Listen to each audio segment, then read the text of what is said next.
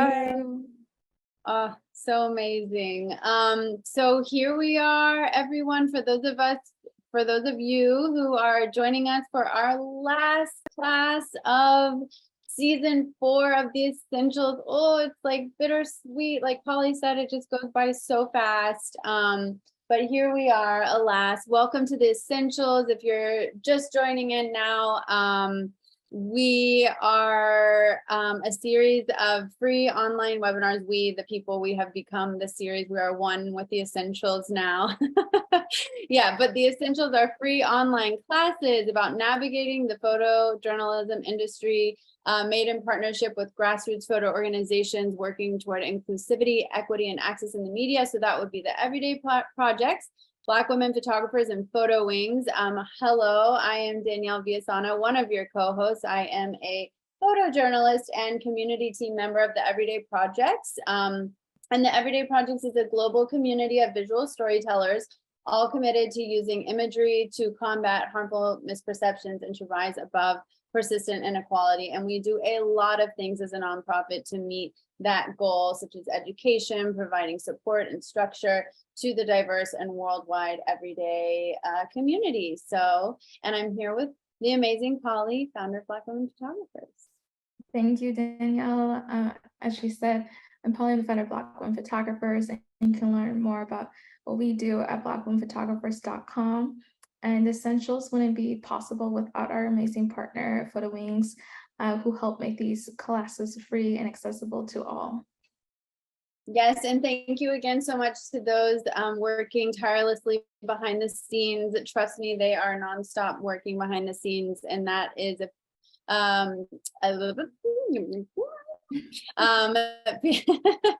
members of our community team at the Everyday Project. So just a shout out, high five, hug to Rebecca Gibeon, Fiona Washira, as well as Austin Merrill and Peter DeCampo, who are the co-founders of the Everyday Projects.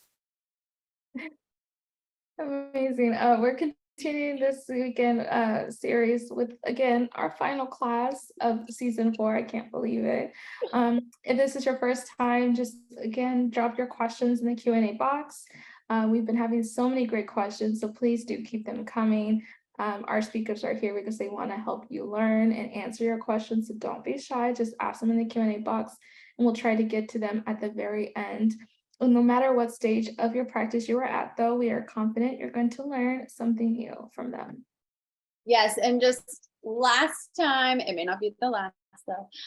These are our websites and social media handles, because these videos will be recorded and available on our websites in English, French, and Spanish. So follow us for notifications on when those go up, as well as all the other really super cool things that all of these organizations are doing. And with that, here we are with our final speaker of the Essentials. Maheder Haileselassie is here with us, and it is such an honor to have Maheder with us to finish off this series on an intimate, quiet note of community, thinking about all the meanings of that word and how you can imbue that in your work and in life. Maheder is a photographer from and based in Ethiopia and contributor to Everyday Africa. Maheder just won the Prince Claus Fund Seed Award. So major congrats, Maheder, in person to you. And also, she's one of this year's Contemporary African Photography winners. That is huge, y'all. That is like a big deal. We basically have a star in our presence. So we're very, very lucky to have Maheder here. And not only is she being recognized for the incredible work she's doing as a photographer, but she's also founder of the Center for Photography in Ethiopia, a learning platform for emerging photographers. And her accomplishments don't stop there. Maheder's work has been exhibited at numerous venues, museums, and festivals around the world, and she's attended the World Press Photo Masterclass. Also, like, not an easy thing to do, y'all, so amazing. And the New York Times Portfolio Review. She's collaborated with institutions such as the University of Cambridge, the Ethiopian Institute of Architecture, and the Goethe Institute on projects that look at the intersection of photography, history, anthropology, and architecture. Basically, Maheder is a genius. Thank you so much for being with us here today. We are very, very lucky and so honored to have you here with us, Maheder. Thank you. Thank you so much, Danielle, and the Everyday Projects team. Danielle, for the very kind introduction.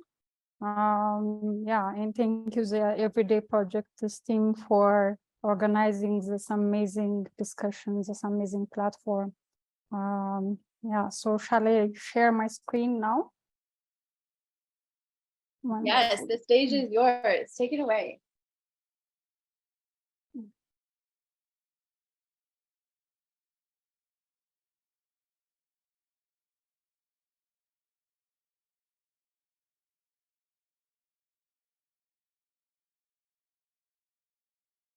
Beautiful. We can see everything perfectly, and I'm excited for this. We all are. Yeah, me too, me too. Hi, everyone. Thank you for joining me in this discussion or presentation, whatever you want to call it.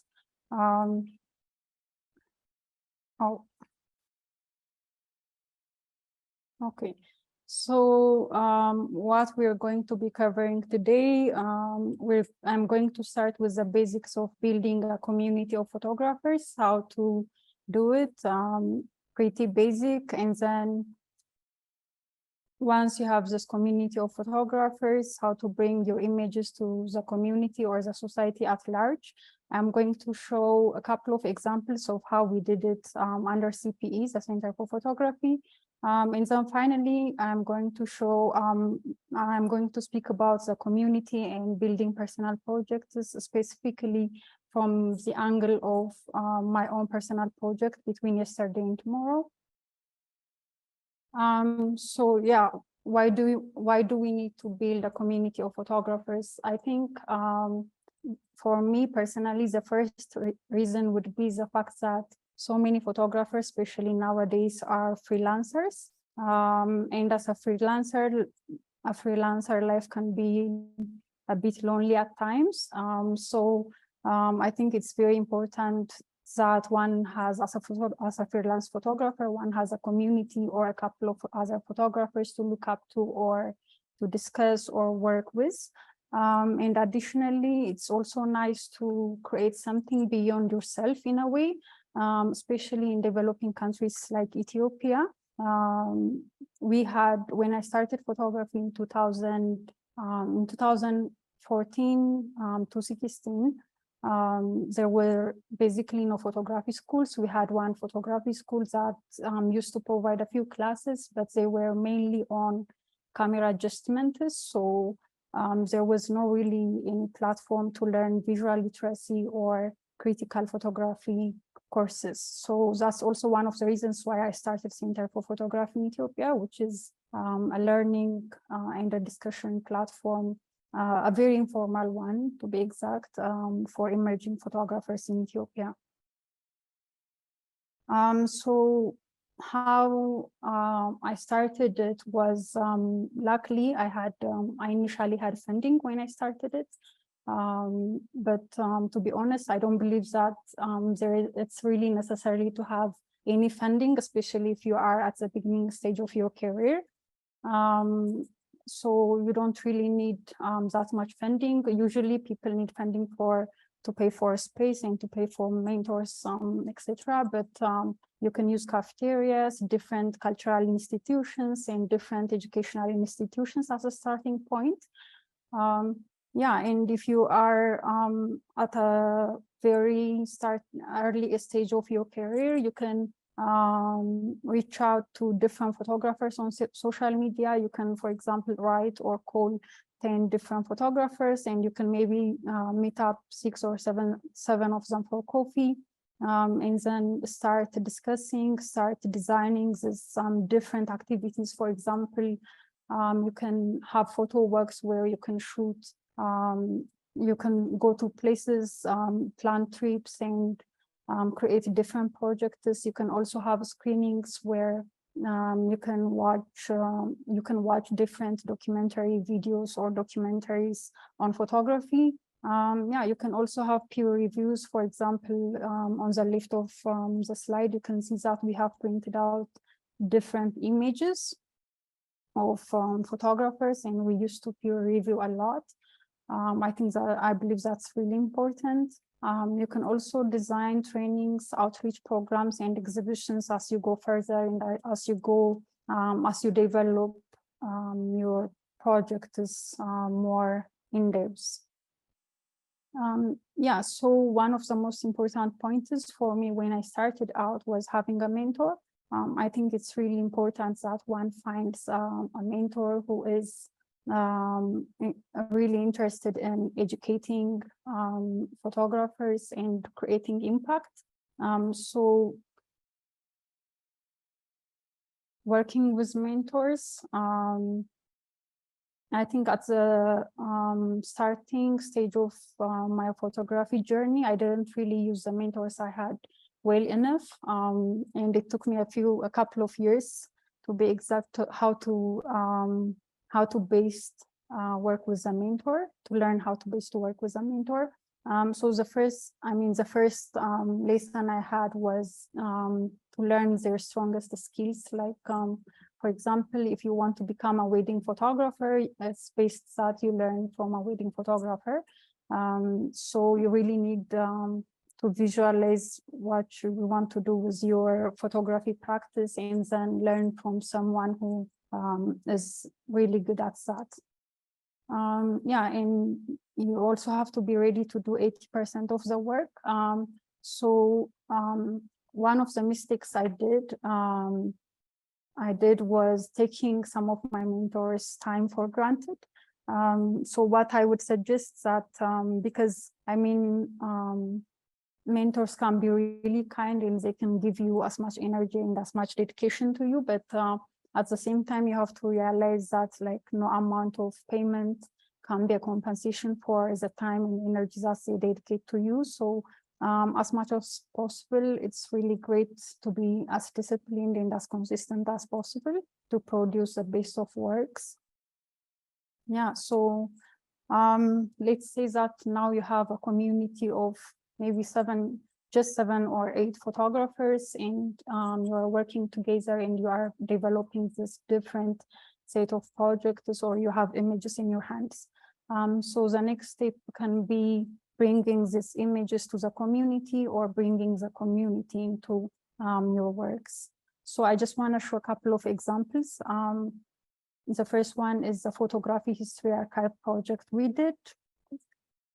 So this was for this project, it was more like a 10 days workshops. What we did was we brought together 6 architecture students with 6 photographers for the workshops, and we looked at family albums as a starting point of looking into archives as a form of archive. So we asked them to bring their family albums from home, and then we had a look at it and we had a reflection on it, and then all of them went out to the city, some of them to their home, and re-photographed some scenes, or just photograph on their produce photographs that are part of their reflection. So we covered the history part, the archive part through the family albums, and then we encourage them to go out and photograph, and then at the end we installed this archive images together with the newly produced works on one of the oldest historical buildings in the city, which is the National Theatre. So it's the most, it's one of the busiest areas of the city because it's obviously a theater, but at the same time, we had, we brought in this different elements of photography, history, and archive into the project by installing the images onto the building. Yeah, this is one good example. We also installed some images on a cafeteria wall. I think you really need to be creative with the space. You don't really need you don't necessarily need galleries or other paid spaces to showcase some of your works. You can be creative with what you have. This is one of our students, Alab, who used to be an architecture student. installing some of the images on a cafeteria wall. Yeah, I think this is by far one of my favorite projects that I've ever done. It looks really beautiful, and it was an amazing experience with the visitors and the cafeteria users. I just want to quickly show you a video of how we installed these images on the building.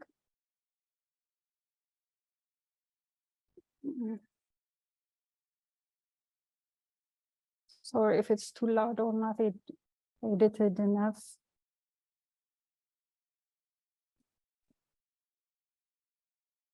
We can't hear the sound, but this is really cool. But I just wanted to let you know, yeah. You cannot hear the sound? No, unless that's just me, but I don't think so. Maybe because it's okay. I don't think that it matters that much anyway. Okay, all right. This is really cool.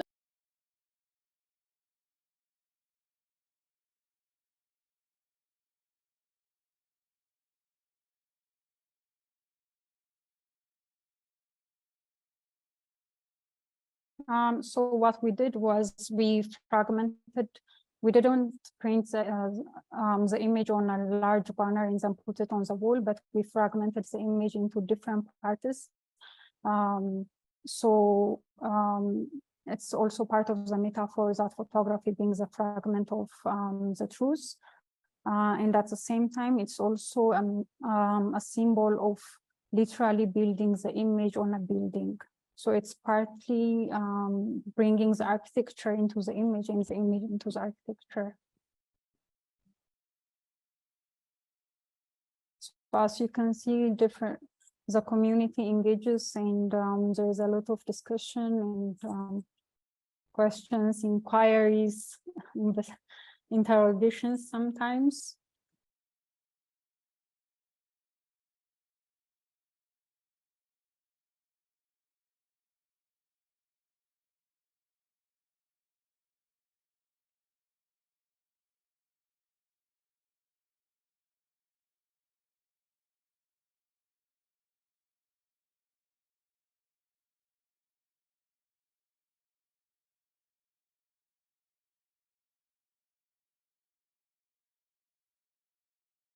Okay. Yeah, so this is the final installation. I think we didn't really keep track of the numbers, but quite a number of people have seen this exhibition. It was there, I think, for a week or so. So it was really interesting.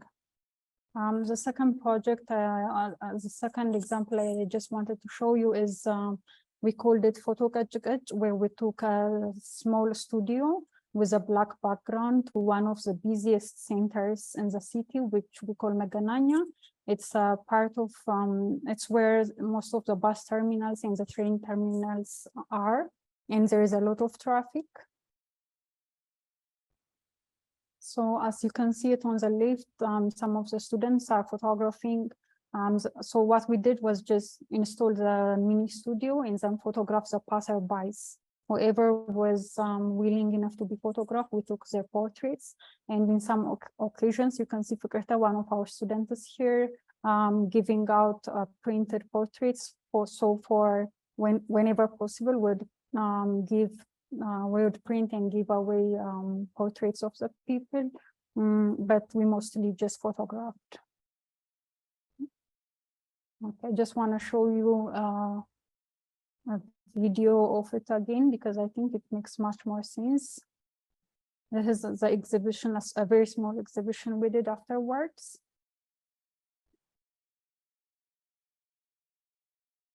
Sorry, the video is a bit shaky.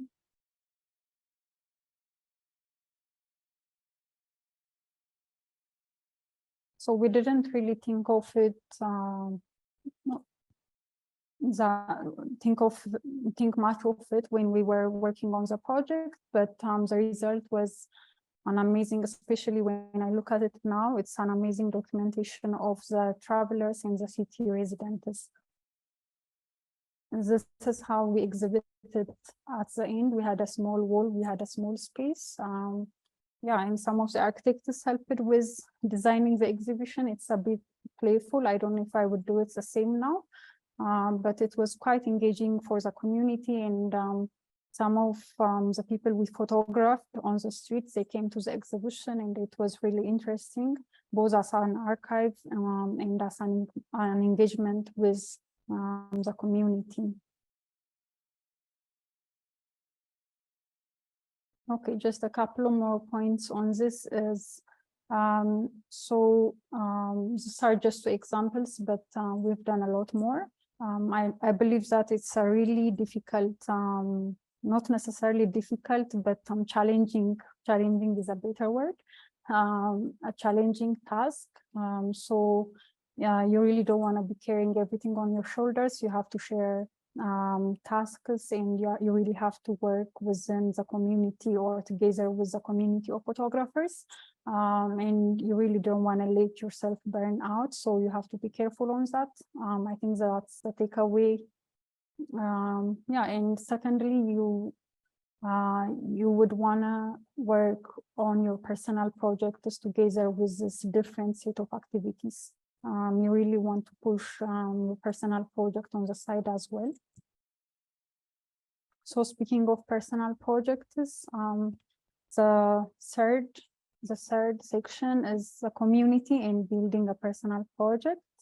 I was part of, in 2018, I was part of a collaborative project that was named Shawa, a geographical passion, that involved with different painters, photographers, animators, anthropologists, historians, and curators. And it was a really interesting group.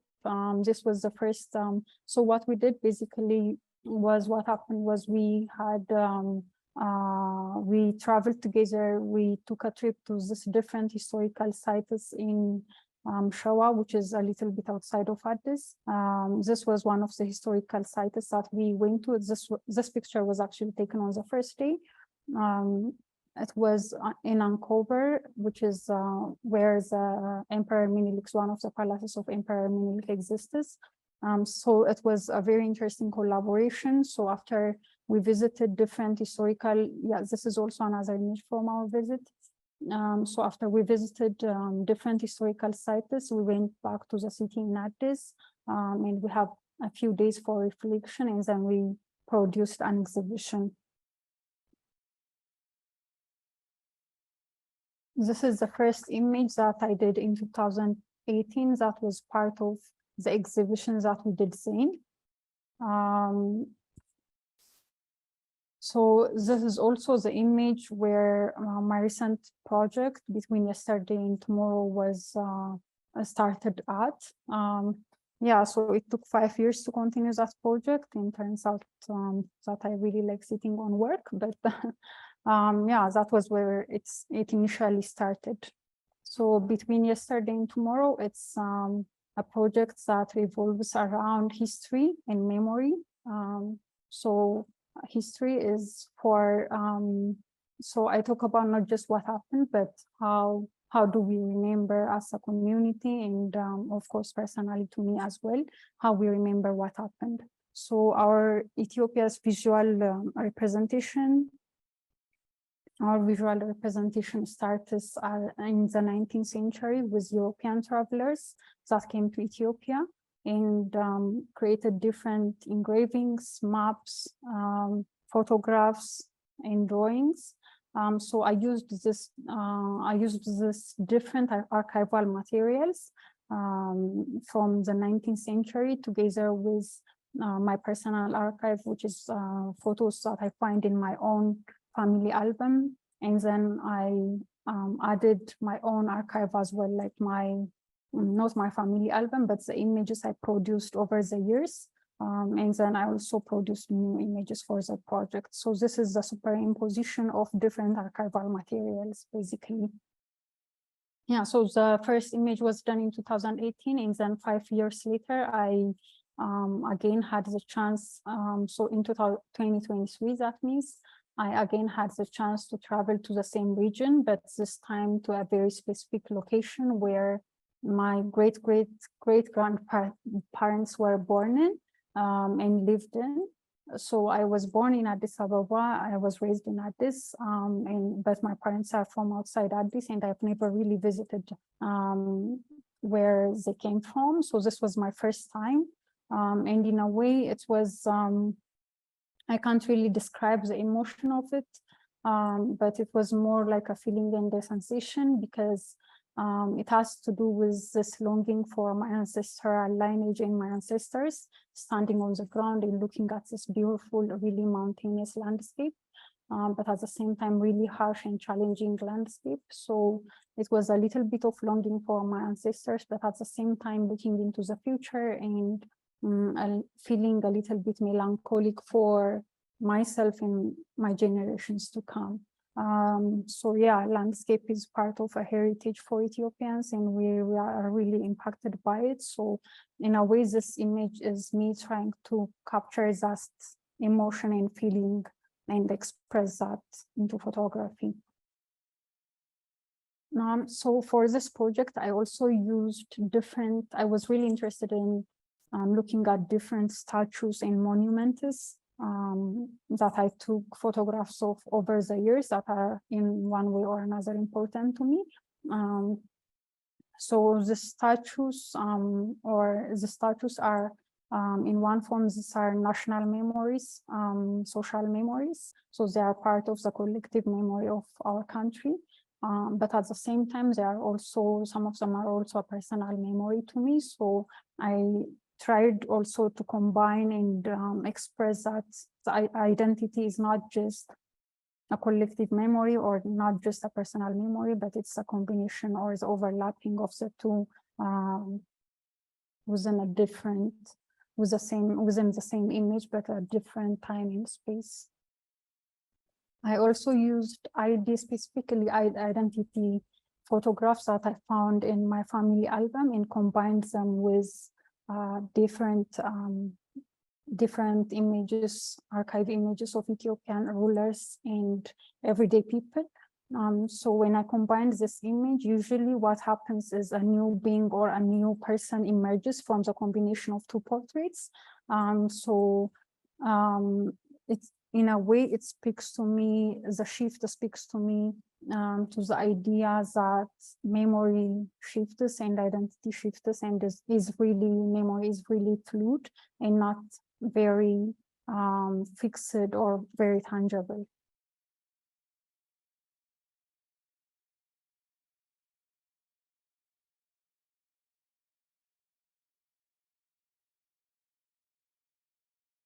This is Aksum obelisk, which is 3,000 years old, more than 3,000 years old, and it's a testament for the rich Ethiopian culture and history. So at the same time, recently I've been to Aksum and multiple times, and it's one of the best experiences. But at the same time, recently a war broke out in the region, and a massacre happened. It was a real tragedy. So this was my way of saying that there's the shift in memory, basically. So what was once a symbol of pride, a symbol of history, is now in a way shifting to represent a part of a tragedy. The Red Sea is also an interesting element because Ethiopia is currently a landlocked country, and we lost the privilege to the Red Sea in 1992 to Eritrea. And since then, the Red Sea have been a really big part of our community. Like it's nostalgic to us, and we hear stories, but very few people in Ethiopia have ever seen a sea or like have ever been there. So it's part of our nostalgic identity. So yeah, I use this archival maps on top of landscapes to represent that. Yeah, so wrapping up, yeah, I just want to say, I think it's really important to collaborate with other expertise from different disciplines for this project that I just presented. I think, I believe collaborating with or meeting with different people from different various disciplines really helped me in a lot of ways. One, it really informed my practice, and it also allowed me to pick the brains of this really critical experts. Yeah, and even though it was 5 years later that I continued the project, I still gave a call for a couple of them. I think one historian and another one an anthropologist. I gave them a call and asked for their critical opinions. They sent me different materials, and it was basically it's basically a shortcut to finding different informations. Sometimes, yeah, I think it's really helpful that photographers and artists generally collaborate or create a network or a friendship with people from different disciplines. I think it's really helpful, and even not just in terms of information, but even showing your work for people who doesn't really understand photography, but who has really critical opinions of history is really important, and they give you different important perspectives to develop and enrich your project. And yeah, finally, I think it's really helpful to look into yourself, but at the same time, try to look at the issues that bothers your community and your society at large. So community, in a sense, is not necessarily the people that are in the same area, but it can be people that share similar interests as you. It can be seen in a wider perspective as in your city or your country at large. Yeah, thank you.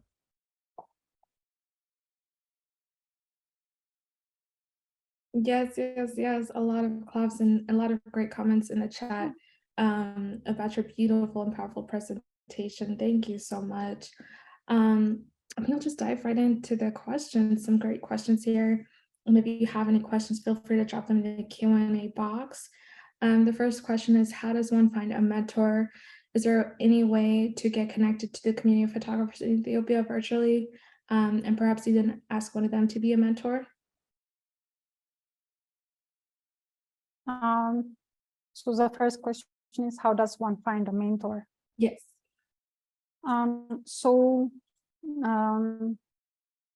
For example, in Ethiopian context, we don't really have that many established photographers. I think the easiest way would be through either contacts.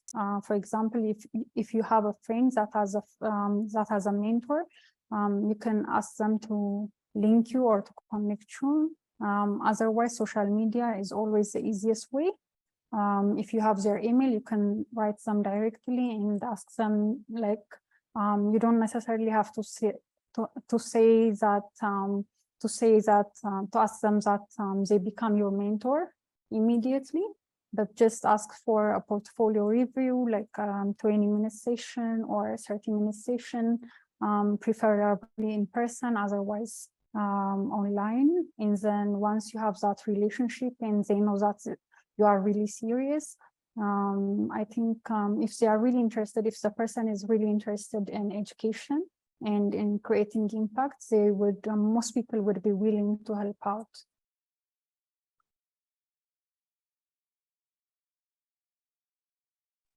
Polly, you're muted. And also, Maheder, if you want to stop your screen share so people can, yeah, there we go. Perfect. All right, going back off. Yes, thank you. I thought I was going to get through this whole weekend without doing that. I'm sorry. Your work departs a bit from traditional photojournalism, which is stunning and beautiful. What would you recommend to folks who want to learn more about conceptual art and photography and community engaged photography?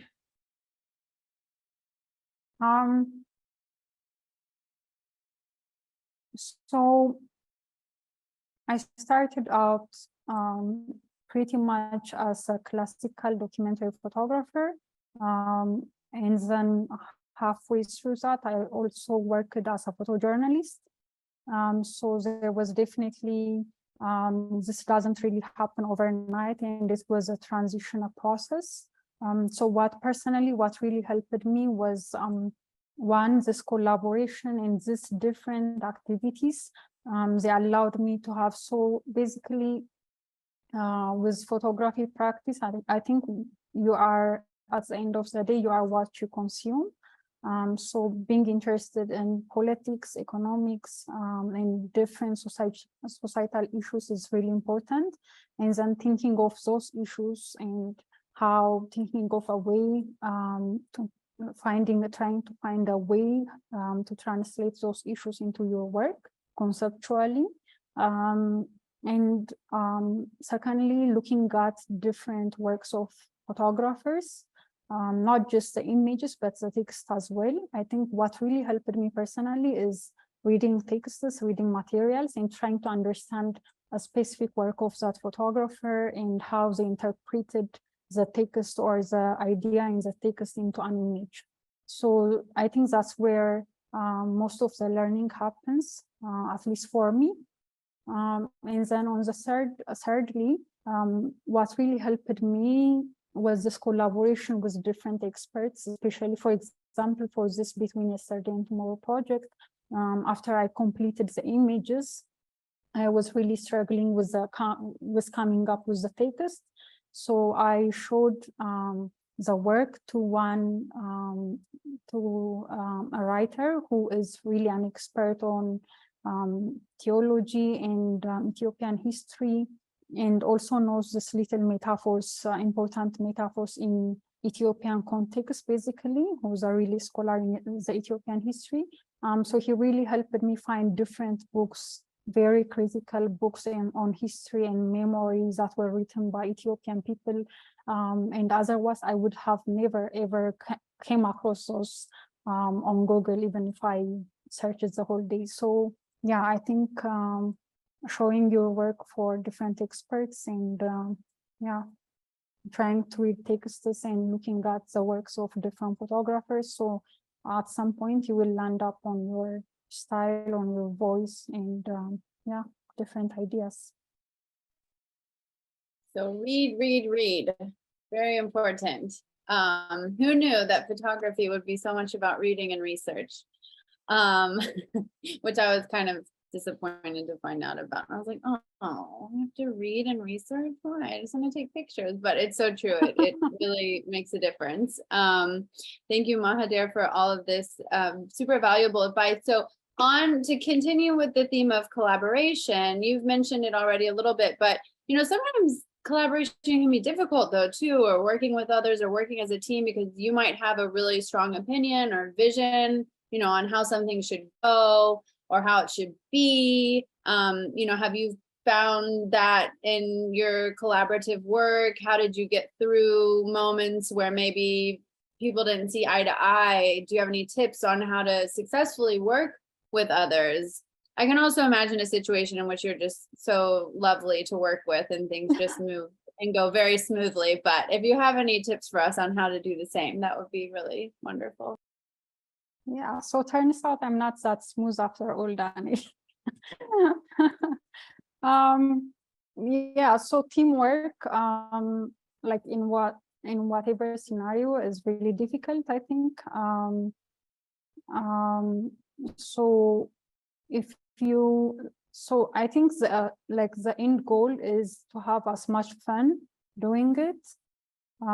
So the process should really, especially with creating the community and sustaining it and doing these different activities, exhibitions and such, it really has to be fun. Otherwise, it will end up being a serious work, and it will really take away the fun out of the exhibition as well at the end. So yeah, collaborations are a little bit difficult. So for me, that's also one of the lessons I've learned.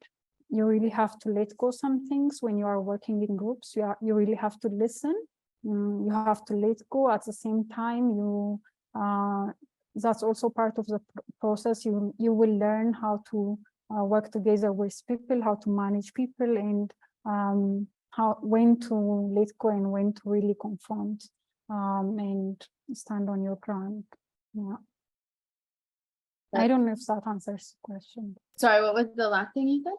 I don't know if that answers your question. Oh yeah, 100%. I was furiously typing most of what you said, because yeah, really, you have to let go, you have to listen, which can be hard to do at first, but like you said, that's part of the process. The more you do it, the more you'll learn, and to just try to have as much fun as possible.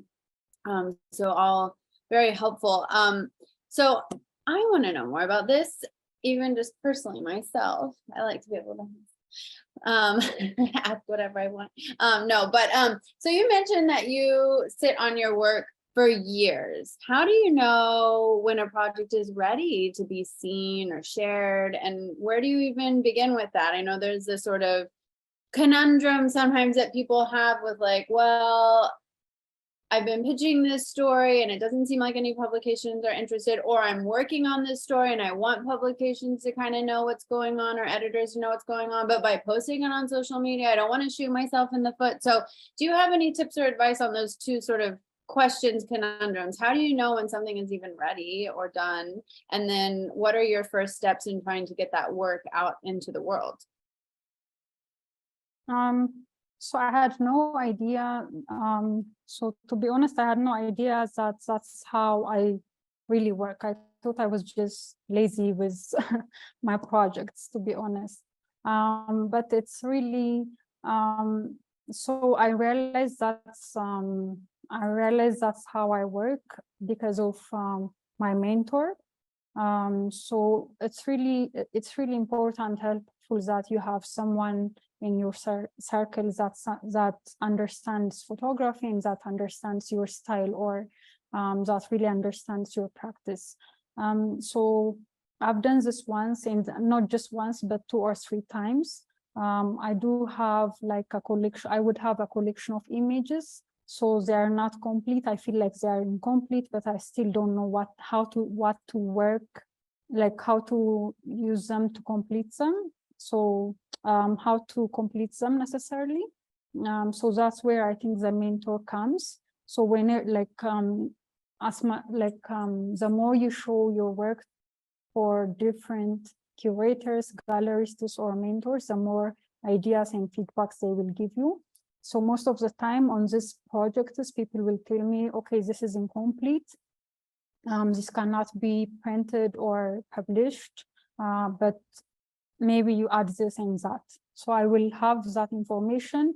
I will note it down and just sit on it, and then I will show it to another curator or another mentor, and then they will say something else. And then when the time comes and I have this idea, I will start working on it and then keep showing it to my mentor. Yeah, so at some point, I think this is also my problem, because I never feel like it's really complete. Anything is really complete. So at some point, you really have to say, okay, I'm done. Let me just get it out and then see what's our things. So once I feel like it's done, I will start submitting to different festivals, different publications, reach out to people. I usually don't post projects on Instagram, but I think it's a very good platform for many photographers as well. Yeah. No, those are some really good points there. Even the last point about even posting the work on Instagram. I know for the editors I've spoken to in the past, some places consider that as published. So depending on where you want your work to be shown or received, or whatever the case may be, if you already have it on Instagram, they may not accept it. And that brings us to another question here. You mentioned the different things you apply to. How do you go about that? Like, any advice and tips for applying to, whether it's contests, grants, exhibitions? How do you keep track of these different opportunities? Is a process that works for you? Okay, so I'm still learning. I'm still very much learning, because I also don't consider myself like an established photographer, so I'm still at a very early process of learning these things. So what I try to do is like have a list of things that I really want to apply to the first of the month, and then try to keep track of them and try to find time to apply for them from time to time. So I don't apply to everything. And most of the things I really want to apply for, they usually are past deadline because I'm I'm too tied up doing some other things usually. But yeah, trying listing out competitions or grants, and then preparing 2 weeks, 3 weeks before the deadline, and then showing it to different people if they think it's okay. It's very helpful. But at the end of the day, I think applying to maybe grant is a very complicated process. But the festivals or competition, it's usually super easy once you have the completed project with your artist statement and your biography ready. It's a very small step from that. So the first thing, the foremost thing is completing the project. No, definitely. And I think we mentioned this previously in the chat and other classes. Our previous seasons, we have several classes that unpack grants and applying to grants and other opportunities in depth.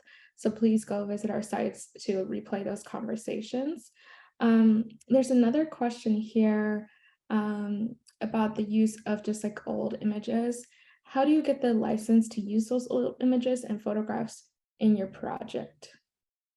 Yeah, that's a very interesting and a very difficult question. So that's also, I mean, this idea of who owns the image is also another complicated subject for me. So one peace of mind I had at the beginning of the project was that if I'm trying to license every image that I want to use in my project, I would never be done with the project, and this would just take too much time. So what I wanted to do was be creative and try to find ways that to use the archive images without necessarily make them at the front of or at the center of the body of work. So that's how I go about it. But other than that, like these are images that are made in the 19th century in Ethiopia. And as an Ethiopian, how do we say that, like, or as an African or as a citizen of any country, if there are archival materials that were done by different people from like 200 or 100 years back, how do you say that someone owns that image so you cannot really use it? So I don't want to use it in a very explicit or open manner, but at the same time, I wanted to incorporate them in my project. Amazing. There's another question here in the box. What are some newspapers and publications that folks can follow in Ethiopia specifically? In Ethiopia. Online? Yeah, I think it's just like Okay. popular news publications is what they're asking for. Oh, okay. So this fortune is interesting.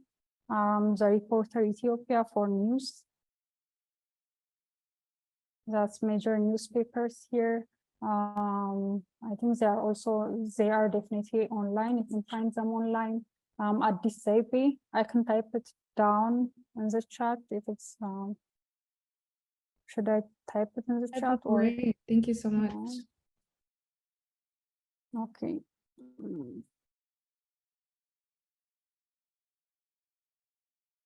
Awesome, thank you, Maheder. So as someone, well, I should say Polly does too. I think a lot of people actually in this industry, you know, we wear a lot of different hats. And thankfully, I think this industry has seen a surge of initiatives that work towards building communities. So that's a great thing. But from one many hat wearer to another, I would like to ask you, how do you juggle the work that you do in the community. I mean, you're the founder of this incredible organization, which is no small feat. How do you juggle that sort of time commitment with the time commitment of also just doing your own work as a photographer? You know, the gear shift, you know, spiritually and philosophically, it might be different, or maybe it's the same. How do you handle those two different branches of who you are and what you do as a photographer? So at this point, let me start from the beginning. So at the beginning, I was also at the very early stage of my career when I started the Center for Photography for Ethiopia. So I was at the early stage, but at the same time, I really had to do it. So I gave 2 to 3 years of my time, putting aside my personal projects and really focused on developing this community. So I took a lot of burden on my shoulder, and I took a lot of responsibility, I think. And at the same time, we built a really amazing platform, and we had a lot of success doing it. But in a way, it also, truth to be told, it affected my personal projects a little. I have to be honest. But after that, what I did was take it slowly, because I have already given it 2-3 years of my time. I decided to take it a little bit slow, and also sort of diversify the tasks, and then take time to focus on my own personal project and then build it. So once I have, I'm happy with my personal project, and I complete a few of them that I have on my hands, and I will get back to it in them.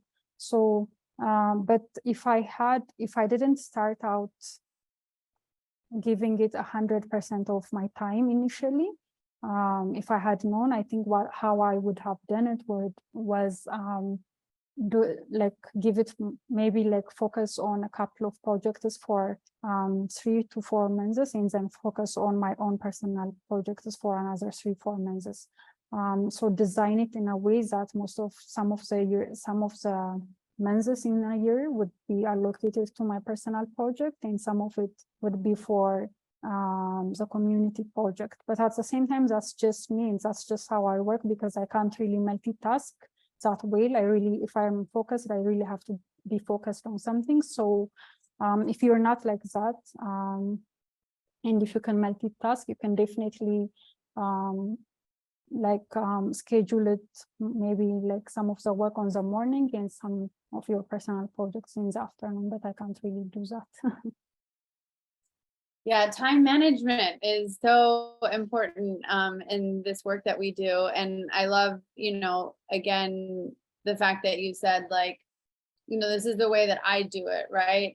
Which for you means that whatever you're doing, you're 100% focused on what that is. And if it means that you have to step out a little bit from your own personal work or step out of the community work, it will still be there when you come back. And that's a common theme that keeps coming up, over and over again too, is we have this fear that if we're not, if we have our hands and feet in one thing, that the other one is going to suffer. But really, as long as you're putting all of your energy into whatever it is that you're doing, it's okay. It can be there. You can revive it. You can, Exactly. you can. Yeah. So I love that reminder as well, because I think that's definitely a fear that we have sometimes in this industry, that somehow our work or who we are will become irrelevant, when actually that's not the case. So thank you again for that reminder. And this might be a funny question, it's kind of one of those things where it's okay, talk about yourself, or but I have confidence that you can answer this.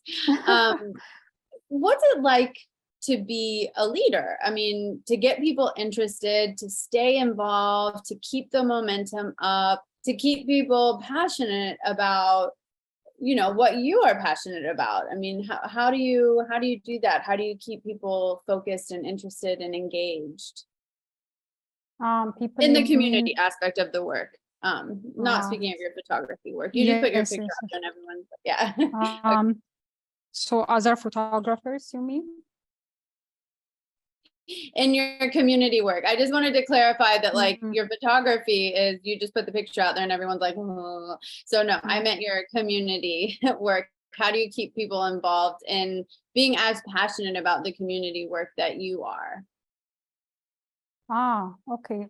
I think when you start out, it has to really be because it's not just with CPE, but before CPE, there was another group of like 17 photographers. So things didn't work out at the end, but how it started was really still very super interesting to me. And even now there is another group that's forming here in Addis.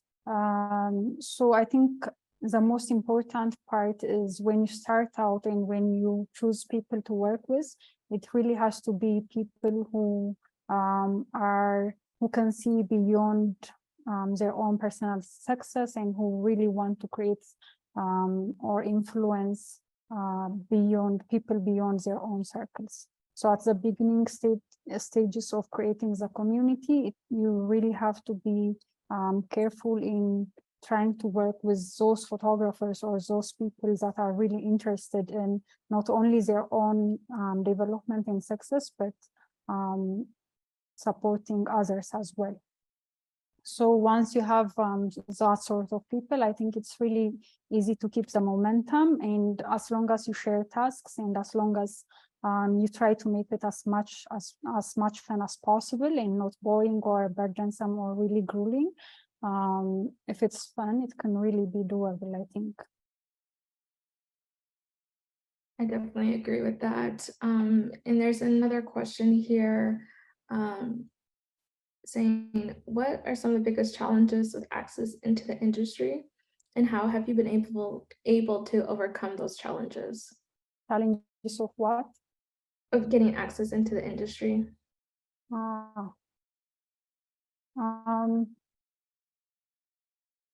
think at the end of the day, it really goes down to the work that you're doing. Sometimes you can be lucky that the thing or the idea that you're working on may overlap with this global issue and you can really be seen quickly. And other times you'd be working on a project for years and you may not be even noticed. But I think at the end of the day, it really comes down to the work that you're doing in a way. And speaking of the work that you're doing, another person asked here, how do you balance your creative side and your contemporary art and photojournalism? And when did you decide that you are this type of photographer? From their own experience, they try to discover all kinds of photography and they feel a little lost in the middle of what kind of photography they are good at. As I mentioned before, through the process, I found out that I am a very slow worker. I don't really want to do things really, really fast. I would rather sit on things. So I did photojournalism, and I was not really happy about how things go really fast and how fast I need to produce images and how fast I'm moving from location to location. So I didn't know that this creative or contemporary part of me was what I was passionate about back then, but I just knew that this photojournalism was not necessarily, of course I still do it from time to time, but from doing it full time for a little bit, I realized that that was just not me and I really don't want to do it full time. And I found out that I don't really enjoy it as much as my other colleagues. I just enjoyed the part that I get to have access to all of these different important events, but I didn't really enjoy the past process. And then with other documentary styles, of course, I did do them, but I also, so it's the same process again and again. But at the end of the day, when I started doing this contemporary work, I really enjoyed the research part of it, the depths that required that it required from me, I really enjoyed discussing with different people and trying to build the project. I really enjoyed the process of it, the process of building it. And I was really passionate that in the morning when I was on my laptop starting to work on it, I would really get excited. So that excitement and that feeling of excitement was what told me this is what I'm really passionate about, and this is where at the end of the day my voice or my practice lies. I think you really need to find that passion that made you want to be a photographer in the first place. And I didn't really I found myself that I'm not, I found out that I'm not as passionate about working. I'm not as passionate about, I'm not as passionate when I'm working in different fields as much as I'm passionate about building this personal project that has no connection with income, that has no connection with business, that has no connection with money, but I still really enjoyed it very much. So that's how I knew personally, I think. I don't know if that makes any sense.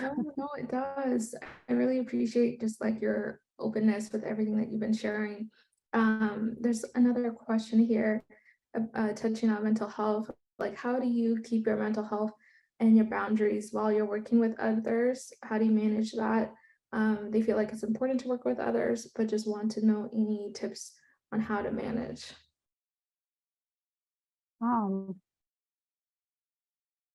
So for me, I have to identify my trigger points. What like working with others, what I really don't like, and what really like tips me off, and what I can actually tolerate. So I really had to learn that, and I really had to learn how I respond to these different situations. For example, I mean, this is very personal, but I'm just gonna say it anyway if it helps some people. Whenever I am responding in anger or similar to that, to upsetting situations, I found out that it ruins my day, and I don't really enjoy it. Like I don't really feel comfortable with it. So I would rather like calm a situation or calm myself and somehow stay away from situations and respond to a situation right away. So I found that out through different confrontations with different groups. So you really have to look into yourself and understand what triggers you mentally and what you can tolerate and what you can't really stand, and then try to work with those people who can somehow share similar values and similar perspectives. What was the second question? Sorry. And just mental health in general. Okay. Yeah, which I think you definitely touched on. I mean, you know, the fact that so much of your work is personal, especially recently, I think you're totally right that, you know, you really need to be honest with yourself and, you know, prepare yourself before kind of starting a project like that, or know that there might be challenges along the way and really be honest with yourself about, you know, how you're going to deal with that, or allow yourself time to deal with that. Yeah, for sure. But thank you. I mean, oh, please continue. Yeah. Yeah, I think generally with the collaboration, the point of collaboration is building something, and you want to collaborate with someone that's interested in building something.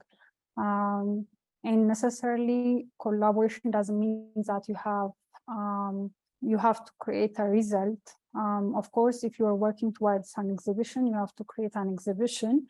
But other than that, collaboration can be someone, like you can have like a common theme, and then you can both work in different directions, but at the end meet at that common theme. Like, yeah, so it doesn't really necessarily has to be challenging always.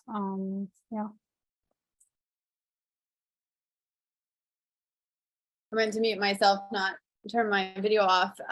That is the most poignant thing I think to end on, because that is exactly, I mean, that is, I think sometimes as, I mean, people who have picked up a camera because we want to change the world, for lack of a better cliche, or to make a difference, make an impact. Sometimes we put so much pressure on ourselves to make that happen, and, you know, pitching and applying for contests and grants and juggling a million other things. It's like when we don't necessarily see the results that we think we want to see in that moment, we get so down on ourselves. And so I really love what you said just now, that, you know, the point of collaboration is to build something. And I think that can even mean within your own self, on your own path as a photojournalist, right? We've said this, or as a photographer, we've said this many times throughout the weekend, that start small, start building. I mean, and again, for another lack of a better cliche, Rome was not built in a day, right? So remember to have patience and compassion with yourself and with others. You know, like you said, Maheder, you don't necessarily have to create a result, right? This is a creative profession. This is a profession where we interact with others, and where we often need to work slowly within ourselves and with others. So I love, you know, that you have left us with that reminder as we continue on from the essentials and from this time this weekend, is that, you know, basically, you know, be kind to yourself, be kind to others, and just do the act of collaborating in community, your own photography, and just work slowly, build slowly over time. And, you know, like Lindsay Weatherspoon said, you know, yesterday, you know, trust your process. I mean, we've heard so much good advice from so many people this weekend. And I really love that note that you ended on. It doesn't always have to be challenging, right? I feel like a lot of the time we're all just a bunch of masochists trying to like make this impossible, you know, feel as impossible as it has to be. And it's not, you know, this doesn't have to feel so challenging all the time. So be kind to yourself. And so yeah, thank you again, Maheder, for all of this really valuable advice that you've shared with us. It's been such an amazing weekend, and you really ended it on a very thoughtful note that we can all just take with us as we move forward into our futures and our careers and into tomorrow. So thank you very much, Maheder. Thank you. Thank you so much for this amazing discussion. Yeah, it's a really nice reflection to look at back what to look back at the few years yeah, in the past. And yeah, this has been really interesting. Thank you so much. Thank you too. Thank you. It's that point where I just want to keep talking forever, so the essentials never ends. But Polly, I think we're there. I think we're there. Maheder, please look, everyone is giving you a lot of thanks in the chat. I hope you take a moment to look at the comments in the chat while Polly and I take us on the exit of the essentials. Can't believe it. Season 4 is done. 2 beautiful days of just so much information and free game. So thank you first of all to all of you who contributed to the beautiful conversations we've been having, all the great questions and discussions, and who attended our little meet and greet yesterday, our little community happy hour. This weekend has been amazing. We couldn't have done it without you guys, the teachers, and our partner, Photo Wings. Yes, thank you so much again to all of our teachers. That's what you just said, Polly, but I also wanted to say thank you. Thank you a million times. Gosh, we're just so thankful. As a reminder, we just want to give a shout out to all of the organizations that have made this possible. Again, the Everyday Projects, we're just a super cool community of photographers that making it happen. If those who have been to every class haven't memorized this slide by now, you have not been paying attention. And Polly, the one and only. Oh, I wish we need to figure out, I think I said this last year, so we really need to figure out how we can do this from the same location next year. But Polly, thank you again. And one of the things I want us to do is like all the amazing like places that people are dropping in the chat where they're tuning in from, like let's just like spin the map and like go to one of them. Like let's go to Brazil and do this live in Brazil. Yeah, Love to do that. agree. Photo wings. Polly and I's brains are a little fried, I think. But Photo Wings, Polly, do you want to give the last shout out to Photo Wings? Of course. Again, thank you, Photo Wings, for making this free and accessible to our communities.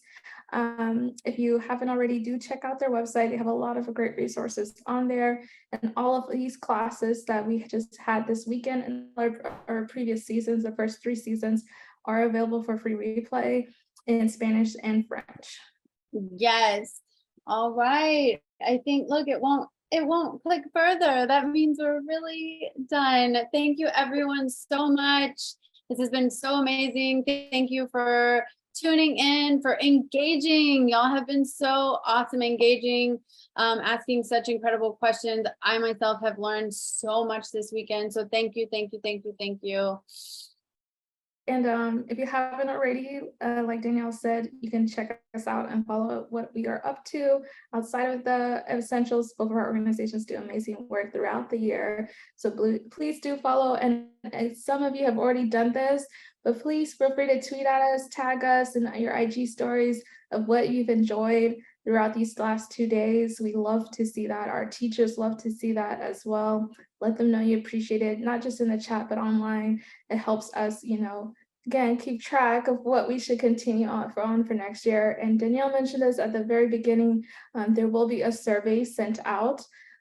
So please do, when you get that email from us, our little follow-up thank you email, please do open it and pay attention and fill out the survey. The survey helps us inform of what we should bring for the next seasons and what you guys want to learn. So please do take a second to, fill out that survey and let us know what you want to hear for next season. And so until next season, please connect with all of us through the interwebs, and we look forward to seeing you all again next time. Thank you, everyone. Thank you. Have a good day further. Thank you. Thank you. Bye-bye.